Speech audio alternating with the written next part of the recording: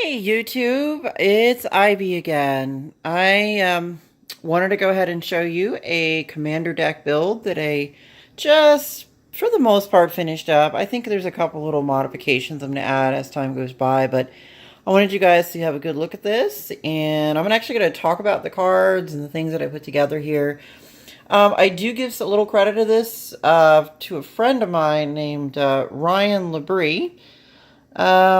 He actually decided and created a deck based on this commander here. This would be Darien.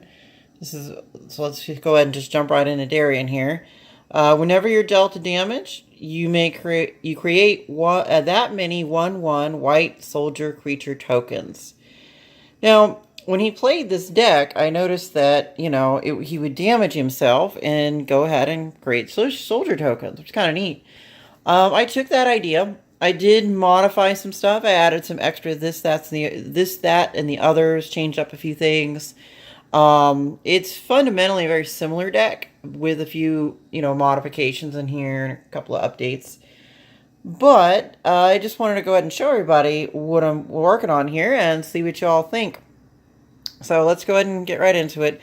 So we can see what Darien does. Now, Darien originally was printed in Cold Snap. I believe that was about 2007, 2006, 2007. He got reprinted and Masters 25 or whatever, Modern Masters 25, the set that kind of, culminated in 25 years of Magic. It was an okay, box. It was kind of, it had some pretty good reprints in it. But anyway, so Darien, the big advantage here is if somebody attacks you, you get creatures. Okay, so that's a big advantage. If somebody deals damage to you specifically, whether it be direct damage, whether it be damage through creatures, or this, that, and the other, anytime you as a player take damage, you get a creature for that. So that really can, pump up your board really well. So I really like this guy, the idea behind him, and I want to show you kind of how I built around this, and I'd really like to hear what you guys think, if there's any cards I should add. There is a couple land cards I'm still working on trying to get, but, by all means, keep me in the loop on this one and tell me what you think. So let's set Darien down. He's going to be our commander. Oh, and check it out. See, I've got 36 soldiers, and they're surrounded by a coronet of 13 angels. And you'll see why I use these tokens. Obviously, the soldiers are created in the deck, and there's a way to make some angels too. So let's just jump right into it. So first up, we're going to go ahead and talk about cards that directly are linked to our commander, which would be soldiers. So these are all going to be our soldiers.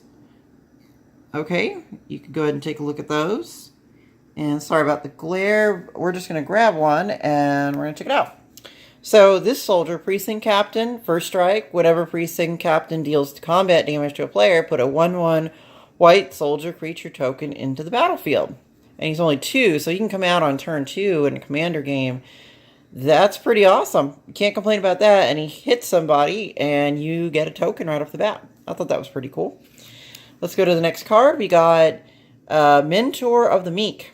Whenever another creature with power 2 or less enters the battlefield under my control, I can pay 1. If I do, I can draw a card. Card draw in Commander is great. Now, mono white, you don't normally see card draw on any cards, but except for this one. Maybe there's a couple others. Maybe I don't know about this, but usually you don't see it that often, especially in something that's synergistic with soldiers. So I thought that was a great card to add. Next card we got is Gold Knight Commander. Whenever another creature enters the battlefield under my control, which likely there's going to be a creature somehow coming in under my control on my turn, some way or other, each creature that I have control of gets +1/+1 till end of turn. And I thought that was really cool. Definitely helpful. Very synergistic with this type of deck. So next card is going to be Aegis of the Gods. He's an enchantment creature, human soldier. It gives me hexproof. So if somebody tries to, hit me with a spell that says, discard my hand, or maybe they want to make me sacrifice a creature, well, they can't do that if I have hexproof. So I thought that was pretty useful. Plus he's synergistic. He's a soldier. So whatever buffs that go on to soldiers, well, he gets it too. So, and he's only 2 He's only 2 mana to come out, so I thought that was a pretty good deal. Next card is Captain of the Watch. Vigilance means, obviously you can see the rule text right there. Other soldier creatures I control get +1/+1 and have Vigilance. When Captain of the Watch enters the battlefield, put 3 1/1 white soldier creature tokens on the battlefield. Pretty cool. Look at that, 3, 3, and 3. Isn't that kind of cool how they did that? Neat. Next card is going to be this one. Baird, Steward of Argive. Vigilance. Creatures can't attack you or a planeswalker you control unless their controller pays 1 for each of those creatures. Basically, it puts a tax on other people to attack you. And then if they do attack you, you just take the damage and more soldiers come out. So it's really, really an interesting synergy there. Bounty Agent. Vigilance. Sacrifice Bounty Agent. Destroy target legendary permanent. That's an artifact creature and enchantment. Basically, it's a commander killer. Kill a commander. I thought that was kind of neat. Tap, sacrifice, bye-bye, commander. Benelish commander. Kind of funny how that kind of worked together. His power and charges each equal to the number of soldiers you control. What I kind of liked about this guy was I could spend him and then get a 1/1 creature 1/1 creature soldier token each turn. Every time I remove a counter from him. So I thought that's a neat way to get some soldiers out. And then this guy eventually pops out and has a high, power and toughness just because there's that many tokens out already. So I thought that was a neat way to do that card. And next one's going to be Field Marshal. Obviously, you can see what he does. He gives everything +1/+1 and first strike. Good stuff. Next card is going to be Grand Abolisher. During your turn, your opponents can't cast spells or activate abilities of artifacts, creatures, and enchantments. Definitely a lockdown, when you're on your own turn, people can't stop you from doing things on your side of the field there. Pretty cool. All right, Adaptive Automaton. Obviously, it's not a soldier, but it can be. I mean, read the text. It could be anything I want, right? So now it's a soldier. Woo. And it gives my other soldiers +1/+1. There we go. Next card is Oldric. At the beginning of each combat, creatures you control gain first strike until end of turn. If a creature you control has first strike, the same is true for flying, death touch, double strike, haste, hexproof, indestructible, lifelink, menace, reach. You could see that. Just like every, add-on ability there. He's pretty neat, I think. Plus he's a soldier, so there we are. We're going ahead and giving synergy back into the deck as usual. Next one is Relic Seeker, Renown 1. When Relic Seeker becomes renowned, you may search your library for an equipment card, reveal it, put it into your hand, and shuffle your library. There are a couple equipment cards in here, so I figured it might be neat to have that one hanging around. Next one is Thalia. She has first strike. Creatures and non-basic lands your opponents control enter the battlefield tapped. I thought that was a great way to kind of tax the other players, give you some advantage there, and kind of make it so that it's harder for them to play things as quickly as they would hope to. Or give you an opportunity to attack in when you needed it. So next thing is this one, Tide's Taker. During your turn, spells your opponents cast cost 1 more to cast, and abilities your opponents activate cost 1 more to activate unless they're mana abilities. Again, another tax card. I mean, tithe, I guess that's another word for tax, but usually a church takes a certain amount of money from the laity, I think is the right word, but nonetheless, that's what a tithe is, basically a tax. Handwear Militia Captain. At the beginning of your upkeep, if you control 4 or more creatures, transform Handwear Militia Captain. Highly likely I'm going to have 4 or more creatures during my upkeep when if this card comes out the next turn, but in any event, I think it turns into a power and toughness equal to the number of creatures I control. So that's pretty useful considering it can flip very easily. Next one is Kytheon's Irregulars. Creature, a human soldier. I can pay 2 white mana to tap another creature. Very useful. As I build up mana, I can start tapping down people's creatures and attacking in with my soldiers. Thought it was kind of cool. Alright, so we hit up all the synergistic cards that are all soldier basis. Now I'm going to show you cards that are not soldiers, but I'll tell you why I put them in the deck. Obviously, here we go. Whenever another creature comes into play, gain 1 life. You're in Commander. Everybody's probably playing creatures that sooner or later, so a Soul Warden, great card to have because I'm bringing out a lot of creatures, but other people bring out creatures, so going to gain a lot of life that way. Next card. It's another tax card, but it's a flyer, so it gives me a little bit of block in the air in case somebody's trying to fly in with something. Creatures can't attack me unless their controller pays 2 for each of those creatures attacking me. So they have to tap down their mana just to attack me, and I put the flyer. If they can't get rid of this, I'll block with it, and then they'll have to, pay a tax just to try to kill this if they're attacking with a creature and I gotta block it. This one, whenever you're attacked, if reveal squad is untapped, you may untap all creatures I control. That is really cool. I thought that was really neat. I can attack and then, use them for blockers if I have this guy up. And of course, Avacyn. You can't have this deck without an Avacyn in there. Obviously, I think people know what this card does. It's been around a while, and it's really, really helpful. Makes all my permanents I control indestructible. Pretty much when the Avacyn comes out, none of my stuff can be destroyed, which is great. I might be able to. They might try to make me sacrifice something, but I could sacrifice a token. Okay, whatever. I'll sack a token. Suture Priest. Whenever another creature enters the battlefield under my control, I can gain a life.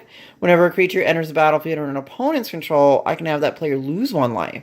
I thought this was a great card. I looked at this and I'm thinking, well, that's basically like the other card with kick. It bites back. So I thought that was great. I was thinking, whoa, can't complain about that one.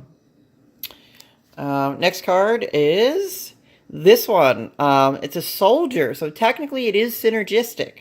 I wasn't using it necessarily as a in with the soldiers, but I looked at it, I was like, if I get anything flying in, I could put this out, block the flyer, it'll take off a counter, and then, the flyer won't get through, and this will still be here, and then just as a blocker in the air, I thought it'd be neat, and then of course I have things that add counters to my creatures and stuff, so I may be able to perpetually keep counters in this thing and keep it as an air blocker, which, we'll see how that works. May or may not work. We'll see.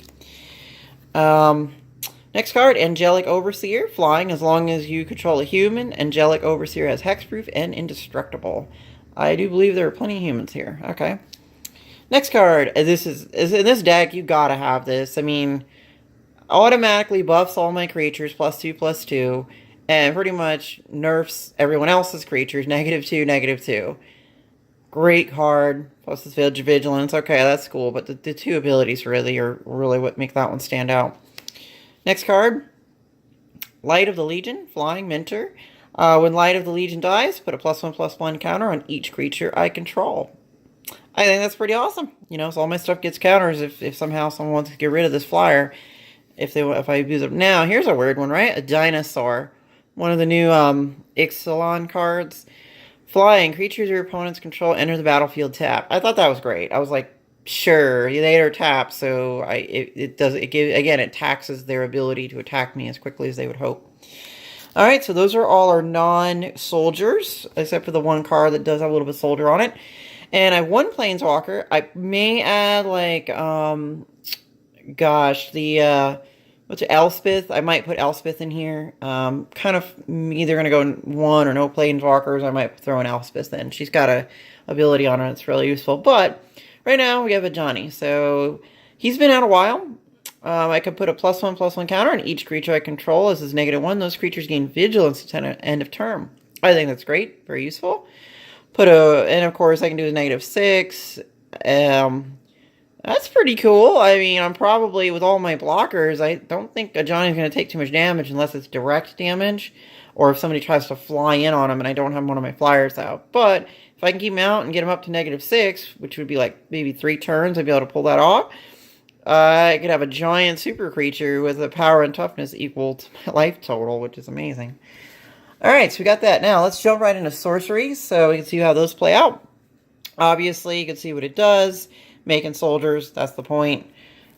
Great card here. Look at this. If an opponent controls more lands than you, search your library for up to 3 Plains cards, reveal them, and put them into your hand. Then shuffle your library. Oh, that was great. I mean, if I'm low on lands, because I just drew a crappy hand for 2 mana, I'm sure I can get at least 2 lands out, and people start getting more lands than me, I pull this card, I'll have plenty of lands at that point. I don't have any worry about that. Cleansing Nova.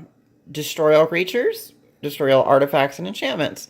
Now, this is interesting because, you know, I don't want to get rid of my creatures, but if I have to and things are really getting hot and heavy and I'm getting beat down or something, well, this would be useful. I could destroy the creatures just like maybe, you know, like a Day of Judgment.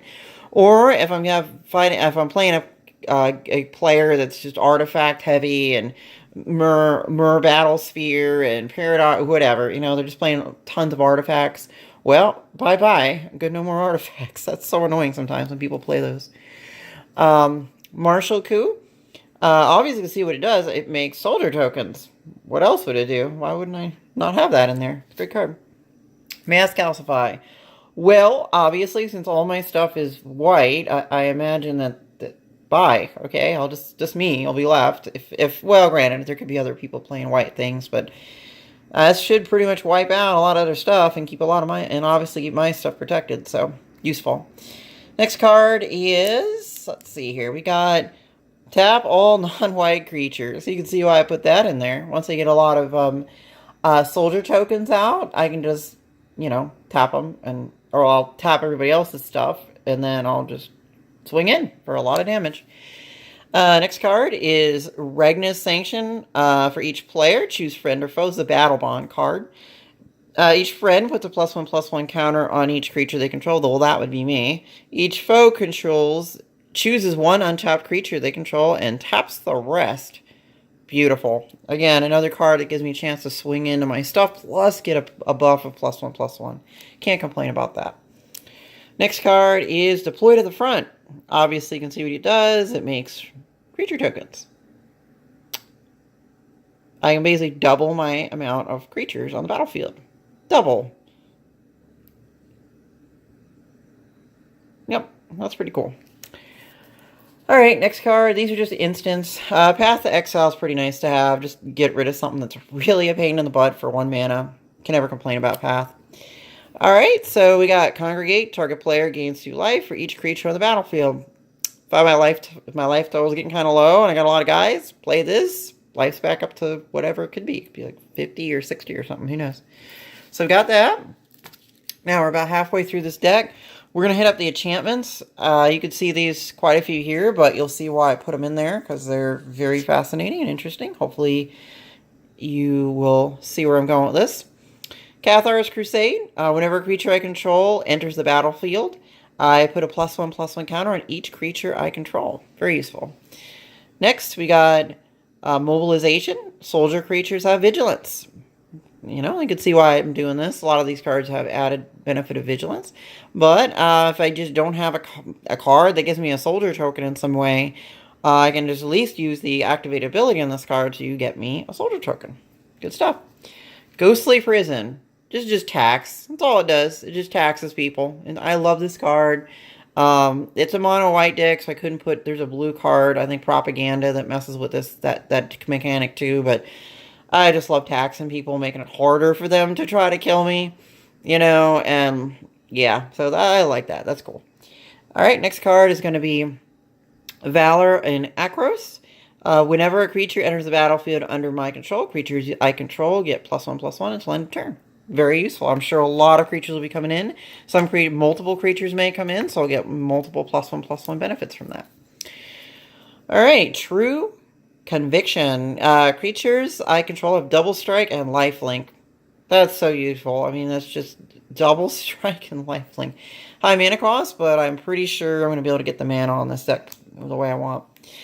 Now, if someone's attacking my commander to ruin my ability to manufacture things from damage, I can always try to protect the commander with this card. So I thought, might be kind of good to have. Or if I have a specific creature or something going on that I just don't want it removed, why not? Wouldn't hurt to put it in. Next card, Marshal's Anthem. Automatically, it comes with a buff, +1/+1. And if some of my stuff went to the graveyard, I can play this, go get it. Maybe if I let my commander go to the graveyard, I then play this. I can go get it out, you know, but, you know, without paying the commander tax or whatever. It's kind of interesting way to move that around. Tell me what you think about that. Next card we got is an old one from Mercadian Mask called Crackdown. Non-white creatures with power 3 or greater don't untap during their controller's untap steps. Brutal. Just brutal in in Magic. 'Cause, I mean, in Commander, a lot of creatures come out with power 3 or greater that are non-white. And I'm like, well, there you go. You just tap them down permanently until somebody can get rid of this enchantment, you know? So useful. And, yeah, I don't see why I shouldn't double my tokens every time I create one. I mean, that's pretty much a given. Okay, next card we got is Oblivion Ring. This is the one I'm iffy about. I may pull it out of the deck. I may keep it in. It looks like it might be useful, maybe to exile something. You know, kind of like, it's a more expensive path to exile, but I don't know. It gets it out of someone's ability to go get it. You know, I guess that's kind of, we'll see. I may keep it or bump this card. We'll see. Next one is Angelic Chorus. Came out in Battle Bond. Whenever a creature enters the battlefield under my control, I gain life equal to its toughness. I know a lot of things are going to come out on the battlefield. It's awesome to gain more life. Can't complain about that. Divine Visitation. This is a really good card for this deck, and that's why you saw the Angel tokens. See them all? There's 13 angels there. So the reason I put them in there, if one or more creature tokens would be created under your control, that many 4/4 white angel creature tokens with flying and vigilance are created instead. Huge. I mean, if this enchantment's out, my deck is just a machine for soldiers. So instead of soldiers, I'm getting 4/4 flying angel tokens with all the buffs and all the good stuff that come with some of the other enchantments and all these good things. It's just great. I can't see how this wouldn't be pretty much a given card. Gives me all those free flyers and stuff. Love it. Alright, so we're done with enchantments. We're going to go to the next pile here. These are artifacts. Obviously, let's go ahead and grab one. Very useful. Whenever I cast a white spell or a planes enters the battlefield under my control, I gain 1 life. Life gain. Nice. This could be a game ender. This card I believe is very underrated. I don't see it. I do see it played sometimes, but at the beginning of my end step, each opponent loses life equal to the number of tapped creatures I control. How many can I probably get out in a few turns, or 4 or 5 turns? I mean, I just tap them all and wipe the entire pod out with this, the entire commander pod. Now, granted, that's kind of a shady thing to do, and I think if you play like in League or something, they kind of frown on that. But it definitely is a game winner. If I have enough creatures out, this one card is a game winner. You know, it's a legendary artifact. I think the value of this card is way undervalued. If you can get this right now for as cheap as it is, you know, before Amonkhet phases out or whatever, and I would get a few of these in your collection, because this will have so much use to you as time goes by. It's just a giant wipeout for other people. Here we go, Sword of the Animus. Here's one of my equipments. Quick creature gets +1/+1. Whenever it attacks, let me search my library for a basic land card, put it in the battlefield tap, then shuffle my library. Pretty darn useful to get those lands out of the library and get to more spells and creatures. Thought that was neat. Now, here's something interesting. Why would I put this in here? It's a mono deck. Why would I waste my time? Well, I'll tell you what. The reason I did is because it damages me. Now, why would I want to damage myself? Oh, right. Yup. Right? So, I could just, every time I put this out, it take a damage. I don't care, because I got life gain all over this deck. And I'll make a guy. Let's make a soldier, so can't complain about that. Yeah, you figure. Door of Destinies, I mean, come on. It's all the same creatures, so yeah. This could also be a game winner in some situations. So, and this one, now you're going to say, well, Ivy, you put a Planeswalker in there. Why would you shut down your Planeswalker? Well, I only got one. And, you know, I don't know that every game I play, I'm going to pull the Planeswalker and this card out, but it does give me the option, if I pull this and the Planeswalker, I can decide what I want to play. But I really like it, because if you have if you're playing against, I guess, a Super Friends deck or somebody heavy Planeswalkers, I can draw an additional card. I mean, the commander, card draw is amazing. My spells are cheaper. My creatures this card is so broken. I try to put it in almost all my commander decks that are not heavy on Planeswalkers. All I'm saying is this card's value, expect it to go double in the next, like, 2 years, if they don't reprint it. But I think it's like it's as good as like a Chroma's Memorial in terms of like what it can do. Which I'm almost tempted to put one of those in here, but I just don't have any left. I got them in other decks. Angel's Feather. Whenever a player plays a white spell, I gain 1 life. So I gain 1 life. Obviously, all my stuff's white. But if anybody plays anything with white in it, I get more life. So it's just like, sure, free life. Take it. Basilisk. Quick creature has Death Touch and Lifelink. Remember, there was a card over there, if you remember, that gave my creatures whatever the one creature has, well, then the rest of them get it. So I thought that was kind of a neat little synergy, obviously. Next card is Pearl Medallion. My spells are cheaper. I basically give myself a coupon on my spells for 2. It's just a gift that keeps on giving the whole game, so that's good. Hammer of Nazan. I pulled this from a Commander 2017 deck. Whenever Hammer of Nazan or another equipment enters the battlefield under my control, I may attach the equipment to target creature I control. Equipped creature gets +2/+0 and has indestructible. I'd probably mount this to my commander just to keep him from getting punted off the field. And next we got a Mind's Eye. Whenever opponent draws a card, I may pay 1. If I do, I get to draw a card. So in Commander, there's 3 other players. So if I have 3 open mana, I get cards. Can't complain about that. Obviously it's white, so I can't put a Ristic Study in here, but I sure would if I could. Obviously, I mean, I don't really need to explain what that does. I think y'all know. Now, here's where it gets interesting. These are my non-basics, and I know there are more non-basics, so, you know, by all means, I think I know about, was it Tarnished Citadel or something, and I want to get that. I just want to have one. There's some cards I really want to add to this deck, so.